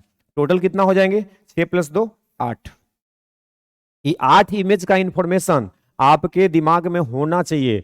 तो कॉन्वेक्स मिरर या मिरर से सवाल, न्यूमेरिकल प्रॉब्लम या इमेज के बारे में कुछ पूछा जाए तो आप सब क्वेश्चन को आसानी से कर पाएंगे। कॉन्वेक्स मिरर का 2 इमेज है, कॉनकेव का 6 इमेज है, अलग अलग पोजीशन के लिए। प्लेन मिरर में ऐसा नहीं है। प्लेन मिरर के लिए बस एक ही इमेज बन रहा है, एक ऑब्जेक्ट है तो एक ही जगह पे इमेज बन रहा है, ठीक है। अब ऑब्जेक्ट का पोजीशन बदलेंगे तो उसमें भी पोजीशन बदलेगा, लेकिन वहां पे फोकस, सेंटर, रेडियस ये सब कुछ डिफाइन नहीं था, तो इसलिए बस एक ही ऑब्जेक्ट का इमेज बनाते हैं और उसका प्रॉपर्टी को हम नोट डाउन करके उसको ध्यान में रखते हैं। लेकिन यहाँ पे स्फेरिकल मिरर में कॉन्वेक्स है, कॉनकेव है, इसमें टोटल 2 इमेज का फॉर्मेशन हमको समझना है और इसमें टोटल 6 समझना है और दोनों मिला के 8 समझना है। तो इसको शॉर्टकट में हम समझाते हैं। देखिए, कॉन्वेक्स मिरर अगर ये है, कॉन्वेक्स मिरर, ये इसका पोल है, इसका फोकस कहीं यहां पे होगा और इसका सेंटर कहीं यहां पे होगा, क्योंकि स्फीयर तो ऐसे बनेगा, तो फोकस इधर होगा, सेंटर इधर होगा।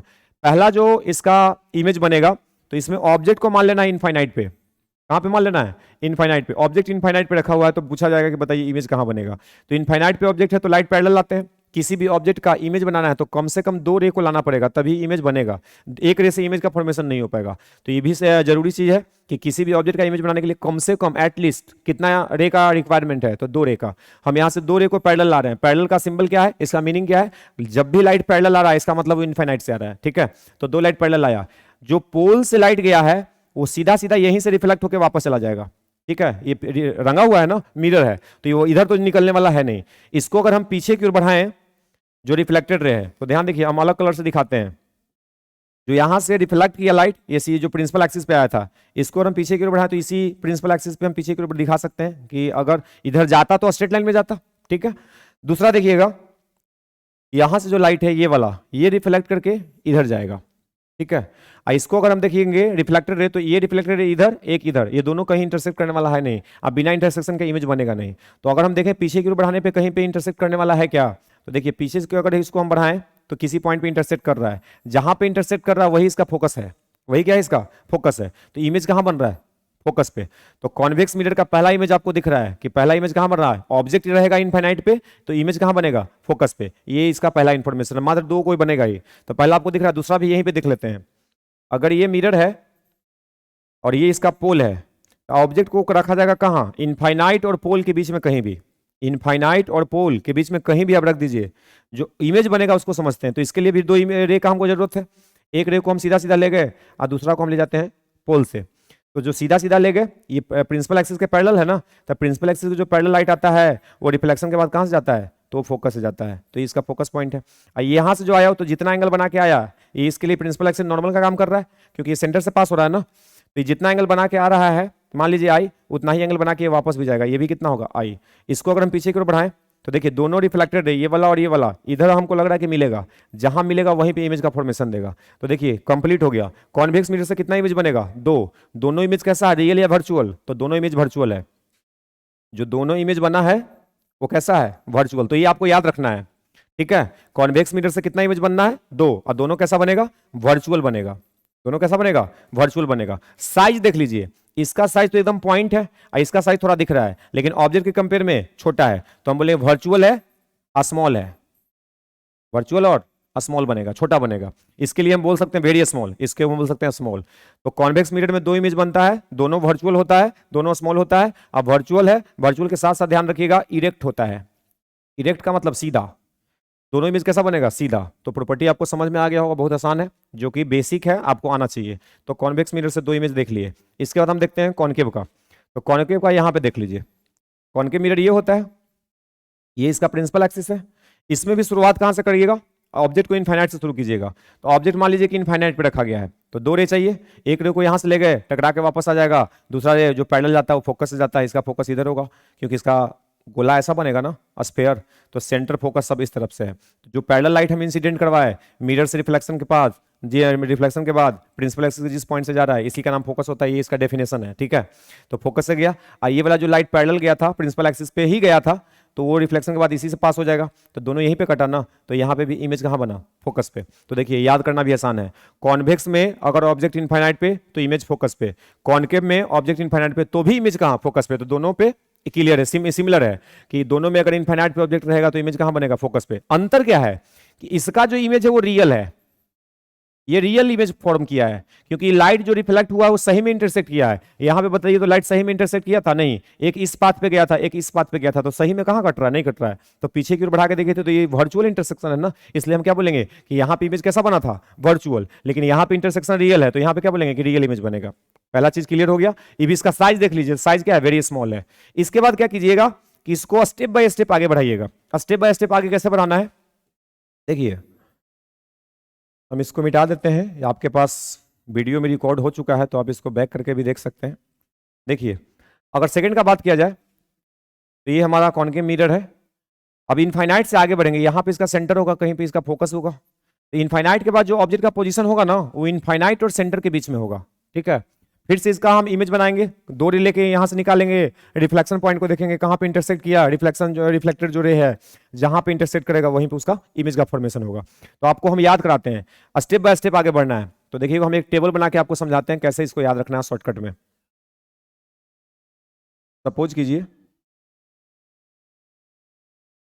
देखिए यहां पे हम लिख देते हैं, आपको क्लियर हो जाएगा सब कुछ। ये ऑब्जेक्ट का पोजीशन है, ये इमेज का पोजीशन है, रियल बनेगा या वर्चुअल बनेगा इसको समझना है, और लास्ट में आपको समझना है कि इसका साइज क्या होता है, ठीक है। सब कुछ आपको एकदम सीक्वेंस में याद हो जाएगा, कोई मेहनत का जरूरत नहीं है, बस थोड़ा दिमाग लगाते रहना है। देखिए पहला हम ऑब्जेक्ट कहाँ रखेंगे, इनफाइनाइट, जो उधर बनाए थे इनफाइनाइट पे रखेंगे तो कहाँ बनेगा, फोकस पे। कैसा इमेज बनेगा, रियल। 5 को रियल बनता है, डायरेक्ट याद कर लो, शुरू से लेके 5 को इमेज बनता है रियल। 4 हुआ, ये 5 हुआ, एक और बनेगा, 6 टोटल बनना है ना, तो 6 कॉलम बना लेते हैं, और जो लास्ट वाला होगा वो वर्चुअल होगा। तो ये डायरेक्टली याद रख सकते हैं आप कि कॉनकेव मिरर का शुरू का 5 इमेज रियल होगा और लास्ट वाला वर्चुअल। लास्ट वाला कौन होगा, कहाँ पे रखा होगा, उसको भी याद रखना है। तो शुरुआत कहाँ से करें, इनफाइनाइट। इनफाइनाइट के बाद आपको क्या बताए थे, इनफाइनाइट के बाद आपको बताए थे, देखिएगा हम फिर से यहाँ पे डायग्राम से आपको समझाते हैं, याद रखना आसान होगा कि अगर ये कॉनकेव मिरर है तो इनफाइनाइट दिख रहा है, इनफाइनाइट के बाद हमको ऑब्जेक्ट को रखना है इनफाइनाइट और सेंटर के बीच में, इसको हम इनफाइनाइट मान रहे हैं, तो इनफाइनाइट और सेंटर के बीच में रखा जाएगा। तो इनफाइनाइट से आगे बढ़े हैं ना, तो इनफाइनाइट से जब आगे बढ़िएगा आप मिरर के तरफ जा रहे हैं, किधर जा रहे हैं, मिरर की तरफ, तो जो इमेज का फॉर्मेशन होगा ना वो मिरर से दूर जाएगा। जैसे जैसे हम इसको स्टेप बाय आगे लेके जाएंगे वैसे वैसे इसका इमेज क्या होता है, मिरर से दूर चला जाता है। तो ऑब्जेक्ट अगर इनफाइनाइट पे है तो इसका इमेज फोकस पे है, अगर ऑब्जेक्ट इनफाइनाइट से आगे बढ़ेगा तो इसका इमेज फोकस से आगे बढ़ेगा इस साइड में, तब फोकस से आगे क्या है, यहां पे बनेगा, तो ये इमेज ऐसा बनेगा।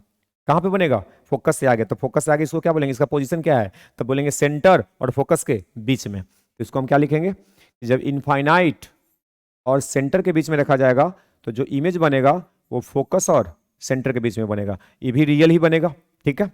साइज का हम बाद में बात कर लेंगे, अभी कर लें। देखिए ये बहुत छोटा था, एक पॉइंट इमेज बना था, इस पॉइंट इमेज को हम क्या बोलेंगे, इसका साइज जो है वो वेरी स्मॉल है, वेरी स्मॉल है, ठीक है, वेरी स्मॉल है, वेरी स्मॉल। इसके बाद इसको बोलेंगे तो इसको बोलेंगे कि वेरी स्मॉल है, इसके बाद ये छोटा है, वेरी स्मॉल तो नहीं है लेकिन इससे छोटा ही है। तीसरा में देखिए आगे बढ़िए, ऑब्जेक्ट को इनफाइनाइट से कहां लेके गए, इनफाइनाइट और सेंटर के बीच में। अगला पोजीशन इसका क्या है, तो अगला पोजीशन होगा सेंटर। कहां होगा, सेंटर।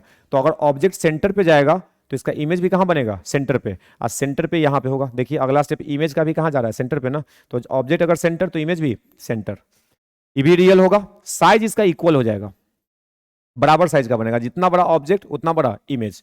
ये भी देखिए सीक्वेंस में है, याद करना बिल्कुल आसान है।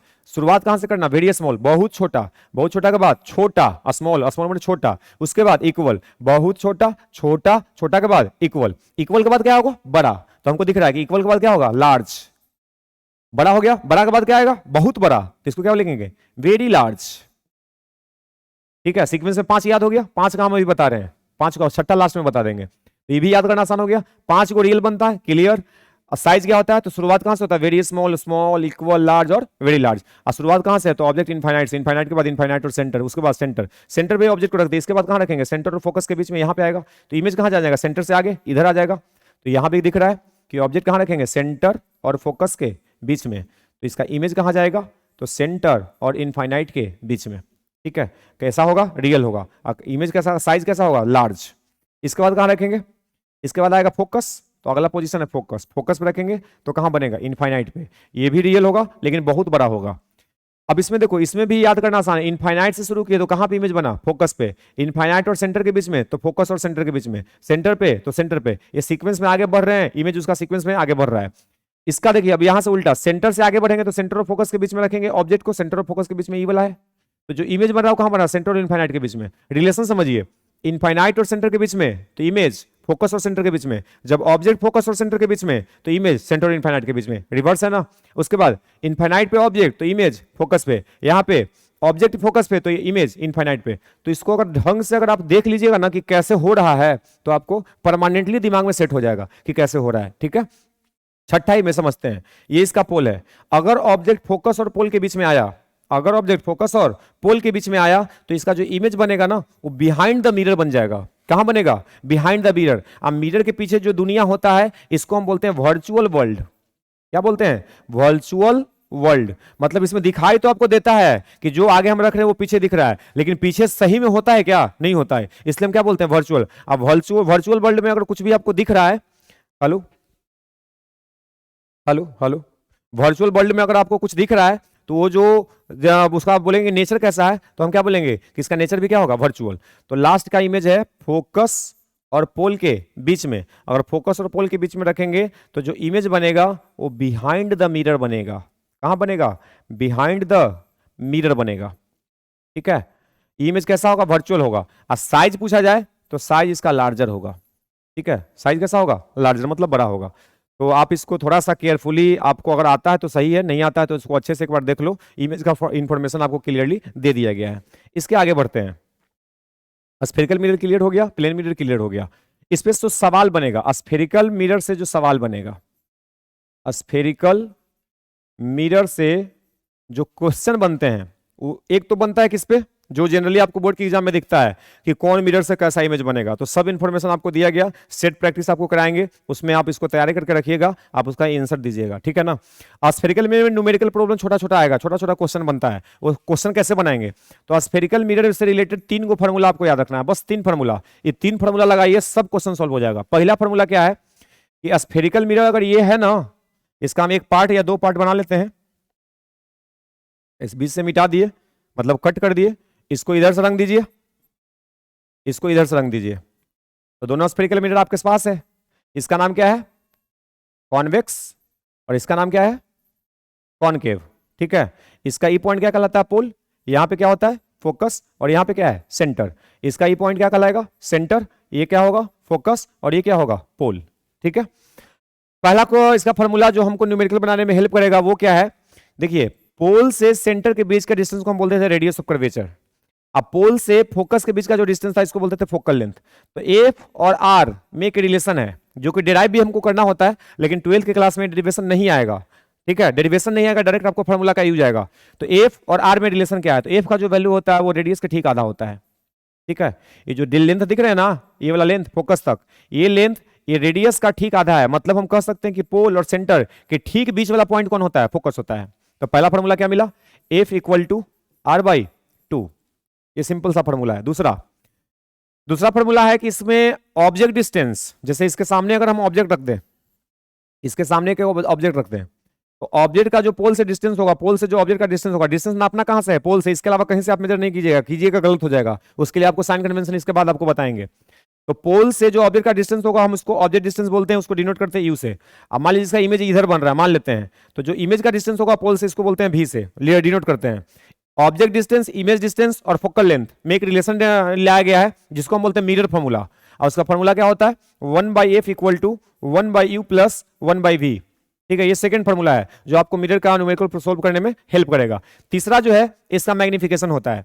मैग्निफिकेशन को डिफाइन किया जाता है height of, ratio of height of image to the height of object. Height of image और हाइट ऑफ ऑब्जेक्ट का जो रेशियो होता है ना, उसी को हम मैग्निफिकेशन कहते हैं। इसको रिलेट कीजिएगा तो इसका एक फॉर्मूला बनेगा -v/u। क्या बनेगा, -v/। तो ये 3 फॉर्मूला आपको ध्यान में रखना होता है। एक होता है mirror formula, one by f equal to one by u plus one by v, radius और फोकल लेंथ में रिलेशन होता है और एक मैग्निफिकेशन होता है, एम बराबर h i upon h o equal to minus v upon u. ये तीन फार्मूला से आपके 12th बोर्ड में जो क्वेश्चन आने वाले हैं वो सॉल्व हो जाएंगे, कोई दिक्कत वाली बात नहीं है। तो ये फार्मूला आपको क्लियर हुआ होगा। डेरिवेशन नहीं आने वाला है, हो सकता है मैग्निफिकेशन को डिफाइन करने के लिए पूछ दे, हो सकता है कि इसका फोकस को डिफाइन करने के लिए पूछ दे। तो फोकस का डेफिनेशन, मैग्निफिकेशन का डेफिनेशन आपको रिपीट हम किए हैं, आप सुनिएगा तो मिल जाएगा। ठीक है, एक चीज और ध्यान रखिएगा, आपसे पूछा जाएगा यहां पे कि स्फेरिकल मिरर का जैसे ये हम कॉन्वेक्स लेंस ले रहे हैं ना, कॉन्वेक्स मिरर ले रहे हैं, कॉन्वेक्स मिरर, तो बोलेगा कि इसका जो फोकस होता है वो किस चीज पे डिपेंड करता है, इसका जो फोकस या फोकल लेंथ होता है वो किस चीज पे डिपेंड करता है। और ऑप्शन देता है object distance, image distance, radius of curvature, चौथा में अगर देगा ऑल दे दे कि किस पे डिपेंड करता है। तो देखिए जो फोकल लेंथ होता है वो रेडियस से रिलेशन है कि रेडियस अगर बड़ा होगा तो फोकस भी बड़ा होगा और रेडियस छोटा होगा तो फोकस भी छोटा होगा, तो रेडियस पे डिपेंड करेगा। दूसरा सवाल इसी में बोलेगा, लेकिन इसमें रेडियस नहीं देगा, यू दे देगा, भी दे देगा, ऑल दे देगा, अब बोलेगा नॉन ऑफ दीज दे देगा। ठीक है, तो इसमें सही आंसर नॉन ऑफ दीज है, क्योंकि यू और भी से तो इंडिपेंडेंट है, यू और भी से इसको मतलब नहीं है। फोकस कहते किसको है, इंसिडेंट रे जो प्रिंसिपल एक्सिस के पैरेलल आता है, वो रिफ्लेक्शन के बाद जिस पॉइंट से जाता है या जाता हुआ हमको लगता है कि जा रहा है, उसी पॉइंट का फोकस होता है, उसी पॉइंट का नाम होता है फोकस। तो फोकस का जो वैल्यू है वो ऑब्जेक्ट डिस्टेंस, इमेज डिस्टेंस पे डिपेंड नहीं करता है। तो एक इंपॉर्टेंट सवाल है, आपको ध्यान में रखना चाहिए कि फोकस किसी चीज पे डिपेंड नहीं करता, डिपेंड करता है तो किस पे, रेडियस पे। अगर रेडियस बड़ा होगा तो उसका फोकस भी बड़ा होगा। ठीक है, इसके बाद आते हैं, आपको फॉर्मूला बता दिए, अब डायरेक्ट हम सवाल लेके आते हैं जिससे आपको पता चले। एनसीईआरटी का सवाल कहां से बनाना है, अगर आपको एक अच्छा कॉन्सेप्ट बिल्डअप करके 80+ टारगेट अगर आपका है तो हम आपका फिजिक्स का तो हम गारंटी लेते हैं कि आप स्टार्टिंग से जहां से हम वीडियो बनाना शुरू कर रहे हैं उसको आप लगातार फॉलो करो, अगला 2 महीना तक अपने आप में आपको कॉन्फिडेंस आ जाएगा कि हाँ अब 80%, 90%, 95% नंबर आ सकता है। ठीक है, तो उसके लिए हम मिरर आपको कंप्लीट कर दिए हैं, स्फेरिकल मिरर क्या है, प्लेन मिरर क्या है, रिफ्लेक्शन क्या है, उस पर कुछ सवाल देखते हैं कि सवाल कैसे बन सकता है। और सवाल भी हम ऐसा करेंगे ना उससे सब कॉन्सेप्ट क्लियर हो जाए। और उस सवाल को हम लेते हैं कहां से, एनसीईआरटी से। एनसीईआरटी हम यहाँ पे अपलोड किए हुए हैं, आपको हम निकाल के सवाल दिखाते हैं। देखिए एक सवाल है जो आपके एनसीईआरटी का फर्स्ट क्वेश्चन है, इस सवाल बहुत ही अच्छा सवाल है। किस हिसाब से हम बोल रहे हैं कि अच्छा सवाल है, क्या ये एग्जाम में आ जाएगा डायरेक्ट, तो ऐसा इसलिए नहीं बोल रहे हैं। ये सवाल इसलिए अच्छा है ना कि इससे बहुत सारा क्वेश्चन का आपको आंसर एक साथ रिपीट होगा, आपको फिर से रिवाइज होगा इस क्वेश्चन के थ्रू। तो देखते हैं, टाइम वेस्ट नहीं करते हैं। क्या लिखा हुआ है, अ candle 2.5 centimetre in size is placed at 27 centimetre. देखिए यहां अंडरलाइन कर लेते हैं, कहां पे रखा गया 27 centimetre, in front of a concave mirror of radius of curvature 36 centimetre. तो आपको जो जो बोल रहा है उसके हिसाब से काम कीजिए। सवाल एग्जाम में अगर ऐसा आता है तो शुरुआत कैसे करना है, शुरुआत करना है डायग्राम के साथ कि आपको क्या गिवन है उसके हिसाब से पहले डायग्राम ड्रॉ कीजिए। तो आपका नाम सुनने को क्या मिला, कॉनकेव मिरर, तो सबसे पहले क्या करेंगे, एक कॉनकेव मिरर बना लेंगे। ठीक है, कॉनकेव मिरर के साथ प्रिंसिपल एक्सिस दिखा दीजिए, पोल दिखा दीजिए, कहीं पे इसका फोकस मार्क कर लीजिए और कहीं पे इसका सेंटर ऑफ कर्वेचर मार्क कर लीजिए। ठीक है, इतना चीज दिखा देना है मिरर के साथ। अब जो बोल रहा है उसके हिसाब से सोचो, a small candle 2.5 centimetre in size placed at 27 centimetre in front of a concave mirror of radius of curvature 36 centimetre. जो डाटा है उसको हम यहाँ पे लिख देते हैं, गिवन क्या दिया हुआ है, तो यहाँ पे दिया हुआ है size of object. A small candle, candle क्या है, ऑब्जेक्ट है जिसका साइज दिया गया है, साइज ऑफ ऑब्जेक्ट, जिसको हम हाइट भी बोल सकते हैं, height of object. Height of object बोला है 2.5 सेंटीमीटर, कहां रखा गया है 20 सेंटीमीटर 27, तो ऑब्जेक्ट डिस्टेंस को डिनोट किससे करना है, यू से, कहां पे रखा गया 27 सेंटीमीटर पे, तो लिख दिए। जिसका रेडियस ऑफ कर्वेचर कितना है 36, तो रेडियस ऑफ कर्वेचर आर से लिखते हैं, कितना दिया 36 सेंटीमीटर। और अभी अभी आपको बताए थे कि रेडियस और फोकल लेंथ में रिलेशन है, तो यहां से कोई पूछे फोकल लेंथ कितना होगा, तो r/2 36/2 18 सेंटीमीटर। ठीक है, at what distance from the mirror should a screen be placed in order to obtain a sharp image. बोला कि अगर इस कैंडल का अगर आपको शार्प इमेज लेना है तो कहां पे एक स्क्रीन को हमको रखना चाहिए, इस मिरर से कितना डिस्टेंस पे हम एक स्क्रीन को रखें ताकि इस कैंडल का हमको क्लियर इमेज मिल जाए, ये हमको सवाल में पूछा गया है। ठीक है, उसके बाद आगे क्या लिखता है, describe the nature and size of the image, मतलब जो इमेज बन रहा है उसका नेचर कैसा है, उसका साइज क्या है, उसको आप बताइए। उसके बाद अगला आगे भी लिखता है, if the candle is moved closer to the mirror how would the screen have to be moved, मतलब अगर आप कैंडल को मिरर की तरफ क्लोजर, क्लोजर का मतलब मिरर की तरफ, अगर आप कैंडल को मिरर की तरफ मूव कीजिएगा तो उसका जो इमेज होगा वो किधर मूव करेगा, ये सवाल है। तो एक अच्छा सवाल है, सवाल आपको समझ आया होगा कि क्या पूछा गया, क्या सवाल था, फिर से एक बार रिपीट करते हैं। कॉनकेव मिरर है जिसमें एक ऑब्जेक्ट लेना है कैंडल के रूप में, साइज कितना है 2.5, कहां रखना है 27 सेंटीमीटर पे, जो मिरर है उसका रेडियस कितना है 36, तो फोकल लेंथ कितना हो गया 18 हो गया। उसके बाद जो पूछा जा रहा है उसके हम बात करते हैं, ठीक है। देखिए मिरर का सवाल हम सोल्व कर रहे हैं, फॉर्मूला आपको बता दिया गया है। एक चीज का और ध्यान रखना कि जब भी हम मिरर का या लेंस का सवाल सोल्व कर रहे हैं ना, तो उसमें एक कन्वेंशन बनाया गया है, साइन लेने का, डिस्टेंस को मेजर करने का एक कन्वेंशन है, उस कन्वेंशन को आपको फॉलो करना पड़ेगा। कन्वेंशन क्या है कि जैसे आप सीधा सीधा अगर याद करना चाहते हैं बिना कंफ्यूजन के, तो देखिए कैसे याद करना है। जो इसका पोल है ना, ये पोल को आप ऑरिजिन मान लीजिए, ये वाई एक्सिस होता है, ये एक्स एक्सिस होता है ना, ये आप जानते हैं। ऑब्जेक्ट को हमेशा मिरर से लेफ्ट साइड रखना होता है, ऑब्जेक्ट को हमेशा मिरर से लेफ्ट साइड रखना होता है, ये मिरर हो चाहे ये वाला मिरर हो। देखिए इसको इधर से कलर करके दिखाएंगे, ये कॉन्वेक्स है, ये कॉनकेव है। मिरर कोई भी हो, इसको इसका जो पोल है उसको कहां पे मान लीजिए आप, कि पोल जो होता है वो ऑरिजिन पे होता है, मान लीजिए। अब यहां से देखिए ऑब्जेक्ट दोनों केस में, मिरर कोई भी हो लेंस कोई भी हो, ऑब्जेक्ट हमेशा मिरर के लेफ्ट साइड में रखना है, ये इसका कन्वेंशन है। आप बोलिए मेरा मन है सर इधर रखने का, रख सकते हैं, लेकिन कन्वेंशन को आप फॉलो कीजिए, आपको कोई कंफ्यूजन नहीं होगा, ठीक है। अभी कंफ्यूजन से बचना है, टू द पॉइंट बात करना है, सवाल कैसे आएगा उसको सोल्व कर लेना है, बस बात उतना ही है। तो ऑब्जेक्ट को कहां पर रखना है, मिरर के लेफ्ट साइड में रखना है। अगर ये ऑब्जेक्ट है तो लाइट तो यहीं से निकलेगा ना, लाइट तो यहीं से निकलेगा। इसको बोलेंगे डायरेक्शन ऑफ इंसिडेंट रे, क्या बोलेंगे, direction of incident ray. Convention याद रखिएगा, मिरर को हम क्या मान रहे हैं, ओरिजिन मान रहे हैं, मिरर के पोल को हम क्या मान रहे हैं, ओरिजिन मान रहे हैं। ऑब्जेक्ट को हमेशा मिरर के लेफ्ट साइड रखना है, ऑब्जेक्ट से जो लाइट निकलेगा उसको डायरेक्शन ऑफ इंसिडेंट रे मान लेना है, ठीक है। यहां तक क्लियर। उसके बाद आगे सुनिएगा, फर्स्ट पॉइंट में इंसिडेंट रे के डायरेक्शन में, इंसिडेंट रे के डायरेक्शन में हम यहां पे शॉर्टकट में लिख रहे हैं, समझिएगा। इंसिडेंट रे के डायरेक्शन, डायरेक्शन का मतलब इंसिडेंट रे के डायरेक्शन में जो भी डिस्टेंस मेजर होगा उसको पॉजिटिव लीजिएगा। कैसा लीजिएगा, पॉजिटिव, इंसिडेंट रे के डायरेक्शन में, डायरेक्शन लिखे हैं। दूसरा अपोजिट डायरेक्शन, अगर अपोजिट डायरेक्शन में आप डिस्टेंस ले रहे हैं तो उसको आप नेगेटिव लिखिएगा, ठीक है। डिस्टेंस लेना कहां से है, तो डिस्टेंस का जो मेजरमेंट होगा वो पोल से होगा। कहां से होगा, पोल से होगा। डिस्टेंस कहां से मेजर होगा, पोल से। एक एक पॉइंट को दिमाग में रखना। स्फेरिकल मिरर हो, लेंस हो, लेंस के लिए हम बात करेंगे जब लेंस के बारे में बात करेंगे, अभी मिरर को समझिए। लेंस में या सॉरी लेंस में नहीं, मिरर में, मिरर में डिस्टेंस को कहां से मेजर करना होता है, तो मिरर में डिस्टेंस को मेजर करना होता है पोल से। डायरेक्शन कैसे लेना है, प्लस माइनस कैसे लेना होता है, इंसिडेंट रे के डायरेक्शन में प्लस, अपोजिट डायरेक्शन में माइनस, इंसिडेंट रे के अपोजिट डायरेक्शन में माइनस। जैसे देखिए यहां से अगर हम बोले कि ऑब्जेक्ट का डिस्टेंस, ये ऑब्जेक्ट है ना, तो ऑब्जेक्ट का डिस्टेंस क्या है, प्लस है कि माइनस, तो देखिए तो ऑब्जेक्ट का डिस्टेंस कहां से नापिएगा, नापना कहां से है, पोल से। तब पोल से आप किधर जा रहे हैं, इंसिडेंट रे के डायरेक्शन में जा रहे हैं कि अपोजिट जा रहे हैं। अगर अपोजिट जा रहे हैं तो ये डिस्टेंस कैसा होगा, सॉरी नेगेटिव होगा, ये डिस्टेंस कैसा होगा, नेगेटिव होगा। यहां पे हम लिखे हैं इंसिडेंट रे के अपोजिट डायरेक्शन में कैसा होता है, नेगेटिव। डिस्टेंस नाप कहां से रहे हैं, पोल से, तो पोल से देखिए कहां जा रहे हैं, ऑब्जेक्ट के पास। तो इंसिडेंट रे के डायरेक्शन में गए कि अपोजिट गए, डायरेक्शन तो इधर था, आप जा रहे हैं इधर, तो इंसिडेंट रे के डायरेक्शन के अपोजिट में जाएंगे तो नेगेटिव।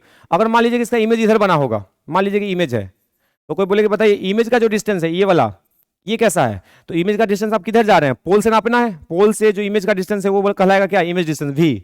आई किधर जा रहे हैं, तो इंसिडेंट रे के डायरेक्शन में, तो हम बोलेंगे कैसा होगा, पॉजिटिव, ठीक है। तो कहां से नापना है, पोल से, डायरेक्शन में प्लस, अपोजिट में माइनस, ऑब्जेक्ट कहां रहेगा, हमेशा लेफ्ट साइड, ठीक है। अगला 2 पॉइंट और है, प्रिंसिपल, प्रिंसिपल एक्सिस है ना, प्रिंसिपल एक्सिस के ऊपर जाइएगा तो प्लस लीजिएगा, आप प्रिंसिपल एक्सिस के नीचे आइएगा तो माइनस लीजिएगा, बस इतना ही बात है। ये साइन कन्वेंशन को देख के ध्यान में रख के जो डाटा हम यहाँ पे लिखते हैं ना, तो बिना साइन कन्वेंशन के अगर आप पुट कीजिएगा तो फिर दिक्कत हो जाएगा, सवाल का आंसर सही नहीं आएगा। तो इसके लिए आप उसको ध्यान में रखिएगा, शॉर्टकट में आप डायग्राम बना के अपना एक कन्वेंशन सेट कर लीजिएगा कि सर कैसे बता रहे हैं, ठीक है। देखिए क्वेश्चन पे आते हैं। क्वेश्चन हमारा क्या था, क्वेश्चन यहाँ पे बना हुआ था, डिस्टेंस को मेजर करने का तरीका आपको हम बता रहे थे कि डिस्टेंस आपको कैसे लेना है। तो कॉनकेव मिरर था, ले लिए, कैंडल दिया गया है, कहाँ पे रखा गया सब कुछ बताया गया है, तो उसके हिसाब से यहाँ पे हम प्लेस करते हैं। साइज कितना है 2.5, रखना का है 27, रेडियस कितना है 30, देखिए रेडियस है इसका 36, ये 36, फोकल लेंथ कितना हो गया 18, ऑब्जेक्ट रखना है 27 पे। तो देखो 27 क्या है, 18 से ज़्यादा है और 36 से कम है, मतलब इसके और इसके बीच में होगा। तो ये है कैंडल हमारा, कैंडल को सी से लिख देते, सी से नहीं ओ से लिख देते हैं, ये ऑब्जेक्ट है, ठीक है। कैंडल ऑब्जेक्ट का काम कर रहा है तो इसको हम ऑब्जेक्ट का नाम दे देते हैं, ऑब्जेक्ट यहाँ पे रखा गया है। इसका साइज कितना है 2.5 सेंटीमीटर।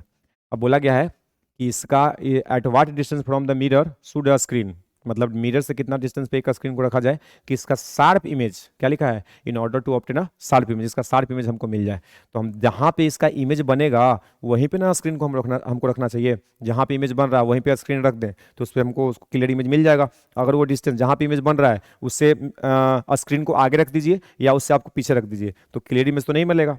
तो अगर हमको क्लियर इमेज चाहिए तो उसका आंसर क्या समझ में आ रहा है कि जहां इसका इमेज बनेगा वहीं पे हमको स्क्रीन को रखना चाहिए। तो इसका इमेज का हमको इन्फॉर्मेशन चाहिए कि इमेज कहाँ बना है। तो देखिए डाटा के हिसाब से सोचिए, यू आपको गिवन है, एफ आपको पता है, यू और एफ आपको चाहिए क्या, इमेज का डिस्टेंस। तो इमेज कहाँ बनेगा, तो इमेज का डिस्टेंस क्या होता है, भी, आपको भी चाहिए।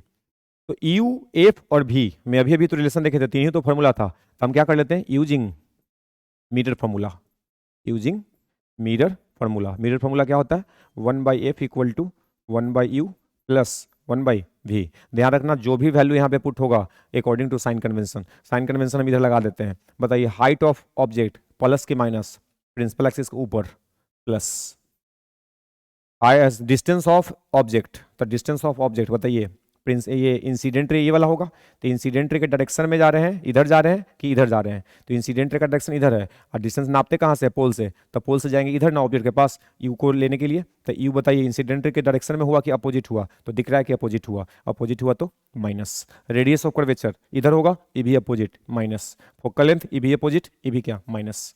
ठीक है, तो ये प्लस माइनस का जो यहाँ पे चेंज है या जो प्लस माइनस हम लिखते हैं वो कैसे लिखते हैं वो आपको समझ आ रहा है। इसको हर क्वेश्चन में आपको फॉलो करना पड़ेगा, अगर बिना फॉलो आप उल्टा पुल्टा लगा के कुछ कर दे रहे हैं तो मार्क्स कट जाएगा। ठीक है, तो जो भी पढ़िए ना कॉन्सेप्ट एकदम बिल्कुल क्लियर करके पढ़िए कि ऐसा सवाल हमको मिल जाए तो काम हो जाएगा, तो उससे कॉन्फिडेंस भी आएगा और सही में नंबर भी अच्छा आएगा। तो यहाँ पे पुट करते हैं, एफ का वैल्यू कितना है, -18 इज इक्वल टू यू कितना है, -27 प्लस 1/v। तो 1/v कितना हो जाएगा, -1/18 प्लस 1/27। एलसीएम कितना चल जाएगा, 54, दोनों का एलसीएम, इसमें कितना आ जाएगा, -3 प्लस 2, तो कितना आ गया, 1/v का जो वैल्यू आ गया वो आ गया -1/54। तो हम यहाँ से इसको क्रॉस मल्टीप्लीकेशन कर लेंगे तो v का वैल्यू कितना आ जाएगा, v का वैल्यू आ जाएगा -54 सेंटीमीटर। ठीक है, इसका मतलब हमको पता चल गया कि इमेज कहाँ बन रहा है, -54 सेंटीमीटर। माइनस किधर होगा, पोल के पीछे होगा कि पोल के आगे होगा, तो देखिए पोल के पीछे इंसिडेंट रे का डायरेक्शन है तो इधर क्या होने वाला है, प्लस होने वाला है। अब माइनस हमको लेना है तो माइनस तो इधर होगा ना, कितना माइनस में 54, ये देखिए ये 36 था तो 36 से ज़्यादा होगा 54, मतलब इसका इमेज कहीं यहाँ पे बनने वाला है। अभी अभी आपको हम इमेज पढ़ाए हैं। बताइए जब सेंटर और फोकस के बीच में ऑब्जेक्ट था तो उसका इमेज कहाँ बना था, सेंटर और इनफाइनाइट के बीच में कैसा इमेज था, तो लार्ज इमेज था, लार्ज था और रियल था, लार्ज था और रियल था। तो ये लार्ज इमेज है और कैसा है, रियल है। तो आपको पूछा गया था कि बताइए कि हम स्क्रीन को कहाँ पे रखें कि हमको उसका क्लियर इमेज प्राप्त हो।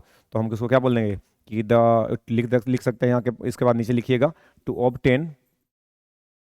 Obtain the sharp image, to obtain the sharp image we should place the screen at 54 centimetre. In front of the mirror भी लिख सकते हैं, in front of the mirror 54 centimetre पे आप रख दीजिए, काम हो जाएगा। तो ये क्वेश्चन आपको समझ में आया होगा। अब देखो इस क्वेश्चन का आंसर को हम चेक भी किए, कैसे चेक किए, अभी अभी आपको थ्योरी में क्या पढ़ाए थे कि अगर ऑब्जेक्ट सेंटर और फोकस के बीच में है तो उसका इमेज सेंटर के बिहाइंड बन रहा है, सेंटर के बिहाइंड आंसर आ रहा है, इसका मतलब चेक हो गया कि हमारा आंसर करेक्ट है। तो इस तरह से कॉन्सेप्ट आपके दिमाग में क्लियर होना चाहिए। आप इस पर कमेंट जरूर कीजिएगा। अगर आप वीडियो देख के अगर मान लेते हैं आपको नहीं आता है, ऐसा हम मान रहे हैं कि जो बच्चा को आता है वो तो कोई दिक्कत नहीं है, लेकिन इस वीडियो को देख के जो बच्चा को पहला बार लगा होगा कि हमको अच्छे से समझ में आ रहा है, कमेंट जरूर कर देना कि हाँ सर आपका पढ़ाई हमको अच्छा लग रहा है, समझ आ रहा है। तो उससे क्या होगा ना कि हमारा थोड़ा मोटिवेशन बढ़ेगा कि जो बच्चा को समझ नहीं आता है किसी भी टीचर का पढ़ाई, अगर हम उसको बता रहे हैं और अच्छे से वो फॉलो करके सीख पा रहा है तो काम करने का एनर्जी बढ़ जाता है। ठीक है, तो ये पहला आंसर मिला। आगे देखिएगा, describe the nature and size of the image. चलिए ये यहाँ से हम थोड़ा इरेज कर लेते हैं, डाटा आपके पास कलेक्ट हो चुका है तो ये हम इसको मिटाते हैं और आगे सवाल पे देखते हैं कि क्या पूछता है। आगे बोल रहा है, आगे क्या बोल रहा है, सो देखिए ये हमारा इमेज का पोजीशन था, कहाँ पे बना था, 54 पे। आपसे पूछा गया कि बताइए nature and size of the image क्या होगा। ये देखो, ये जो चीज़ है ना नेचर एंड साइज, इसके लिए पूरा कॉन्वेक्स मिरर कॉनकेव मिरर दोनों के लिए हम बता रहे हैं। जब भी नेचर का बात होगा, किसका बात होगा, नेचर का, nature and size of the image, जब भी नेचर का बात होगा तो आप किसको याद करना, मैग्निफिकेशन को। मैग्निफिकेशन, मैग्निफिकेशन आपको स्फेरिकल मिरर का जो इमेज का फॉर्मेशन है उसका नेचर और साइज दोनों कौन बताएगा, मैग्निफिकेशन बताएगा। ठीक है, तो मैग्निफिकेशन का फॉर्मूला हम लिखे थे, m बराबर h i upon h o equal to minus v upon u. देखो यहाँ से सबसे पहले क्या करो कि साइज निकाल लेते हैं। एच आई का मतलब हाइट ऑफ इमेज है, ये हाइट ऑफ इमेज है, और ये क्या था, हाइट ऑफ ऑब्जेक्ट था। तो हाइट ऑफ ऑब्जेक्ट आपको पता है, हाइट ऑफ इमेज आपको निकालना है जो पूछा गया, साइज ऑफ इमेज। भी आप निकाल चुके हैं, यू आपको पता है, सब डाटा बस पुट कर दिए, आंसर आ चुका है। तो क्या लिखेंगे, H i upon height of object, क्या है हाइट ऑफ ऑब्जेक्ट 2.5 सेंटीमीटर है ना, इज इक्वल टू माइनस भी कितना है, भी, तो भी का वैल्यू है, भी का वैल्यू हम यहाँ पे निकाले थे -54 डिवाइडेड बाई -27, यू का वैल्यू माइनस माइनस प्लस हो गया, 27 दूना 54 हो गया, 2.5 दूना 5 हो गया, तो एच आई कितना आ गया, -5 सेंटीमीटर। देखिए हाइट ऑफ इमेज के आगे भी माइनस लगा हुआ है, इसका मतलब कि जो ऑब्जेक्ट का हाइट है वो प्रिंसिपल एक्सिस के एबव है या बिलो है। तो एबव में प्लस होता है, बिलो में क्या होता है माइनस, तो माइनस में आ रहा है, इसका मतलब इमेज कहाँ बन रहा है, प्रिंसिपल एक्सिस के बिलो। अब बनना भी चाहिए था, प्रॉपर्टी ऑफ इमेज के हिसाब से इमेज कैसा बनता है, रियल, और रियल इमेज कैसा होता है, इन्वर्टेड होता है, तो उल्टा बन रहा है ना, तो ये भी क्लियर हुआ। इसके बाद बोला कि नेचर कैसा है, इसका नेचर बताना है, रियल है कि वर्चुअल। तो रियल तो आपको याद है, डायरेक्ट कॉन्सेप्ट जो आप पढ़े उससे आपको पता है कि इसका रियल बनेगा, लेकिन जब इस सवाल में पूछा गया ना तो आपको दिखाना पड़ेगा कि रियल कैसे है। तो उसके लिए क्या करना है, मैग्निफिकेशन का ही एक कॉन्सेप्ट है जिसको आपको समझना है। देखिए हम इधर लिख देते हैं, और जो भी बात बता रहे हैं एक क्वेश्चन का ही बात है, लेकिन सवाल इस पे बहुत सारा बनेगा, और सब सवाल का कॉन्सेप्ट यहीं से आएगा। जो नेचर है ना, नेचर, नेचर ऑफ इमेज, तो नेचर ऑफ इमेज को पता करने के लिए भी हम किसका यूज करते हैं, मैग्निफिकेशन को, मैग्निफिकेशन का यूज करते हैं। मैग्निफिकेशन आपको सब कुछ बताता है। देखिए इसमें 3-4 को पॉइंट है,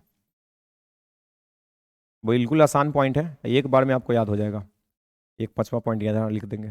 देखिए पहला चीज़ क्या है, मैग्निफिकेशन का वैल्यू क्वेश्चन में प्लस दिखेगा, मैग्निफिकेशन का वैल्यू माइनस दिखेगा, मैग्निफिकेशन का वैल्यू पॉजिटिव नेगेटिव हो गया, इसमें 1 दिखेगा, इसमें मैग्निफिकेशन का वैल्यू 1 से बड़ा दिखेगा, और मैग्निफिकेशन का वैल्यू 1 से छोटा दिखेगा। इस सब का अपना एक मीनिंग है, अगर मीनिंग समझिएगा ना तो कोई भी आंसर का, कोई भी क्वेश्चन का आंसर एकदम चुटकी में दे दीजिएगा, 1 सेकंड में पता चल जाएगा। मैग्निफिकेशन पॉजिटिव, इसका मतलब क्या है, याद रखिएगा कि मैग्निफिकेशन पॉजिटिव है तो इमेज वर्चुअल होगा। इमेज का प्रॉपर्टी दे रहा है, किसका प्रॉपर्टी दे रहा है, इमेज का, नेचर ऑफ इमेज। तो कहीं भी अगर मैग्निफिकेशन पॉजिटिव आया तो इमेज कैसा होगा, वर्चुअल। अगर मैग्निफिकेशन निगेटिव आया तो कैसा होगा, इमेज रियल। अगर मैग्निफिकेशन 1 के बराबर है तो यहाँ पे बोलना कि हाइट ऑफ इमेज और हाइट ऑफ ऑब्जेक्ट दोनों बराबर होगा, दोनों बराबर होगा तभी कट के बनाएगा। अगर मैग्निफिकेशन 1 से बड़ा है तो यहाँ पे बोलिएगा कि हाइट ऑफ इमेज बड़ा होगा। याद करना, हम याद करने का तरीका बता देंगे। मैग्निफिकेशन 1 से छोटा है तो यहाँ पे बोलिएगा कि हाइट ऑफ इमेज छोटा होगा, किससे, ऑब्जेक्ट से। कैसे याद रखना है, पॉजिटिव का मतलब मैग्निफिकेशन पॉजिटिव, इसका मतलब वर्चुअल, मैग्निफिकेशन निगेटिव इसका मतलब रियल। मैग्निफिकेशन 1 के बराबर तो size of object, size of image equal रहेगा। अगर मैग्निफिकेशन 1 से बड़ा तो साइज ऑफ इमेज बड़ा, मैग्निफिकेशन 1 से छोटा तो साइज छोटा, इमेज का साइज छोटा। ठीक है, हमारा यहाँ सवाल था कि मैं इसका बताइए, साइज तो निकल गया था, मैग्निफिकेशन और नेचर पूछा था, तो नेचर ऑफ इमेज के लिए भी किसके पास जाएंगे, मैग्निफिकेशन। अब मैग्निफिकेशन निकालने के बाद क्या हमको देखना पड़ेगा कि पॉजिटिव आया कि नेगेटिव आया। अगर पॉजिटिव आया तो बोलिएगा कि इमेज कैसा बना, वर्चुअल। अगर नेगेटिव आया तो बोलिएगा क्या कि इमेज का जो नेचर है वो कैसा है, रियल है। तो इसके लिए हम इसका मैग्निफिकेशन फिर से एक बार फाइंड कर लेते हैं। तो मैग्निफिकेशन बराबर क्या लिखते हैं, h i upon h o. तो देखो एच आई कितना आया, -5, एच ओ कितना है 2.5, यहाँ पे -5 डिवाइडेड बाई +2.5 साइन कन्वेंशन के साथ, ये आया माइनस में, ये था प्लस में, काटेंगे तो कितना आ जाएगा, -2। देखिए -2 आया ना, माइनस क्या बता रहा है, इमेज कैसा होगा, रियल। तो यहाँ पे हम लिख सकते हैं hence nature of image will be, nature of image will be real. ठीक है, इसके बाद जो देखिए बगल में जो डिजिट आ रहा है माइनस के साथ 2 आ रहा है, तो 2 क्या बताएगा, 2 आपको ये बताएगा ना कि इमेज कितना बड़ा बना है।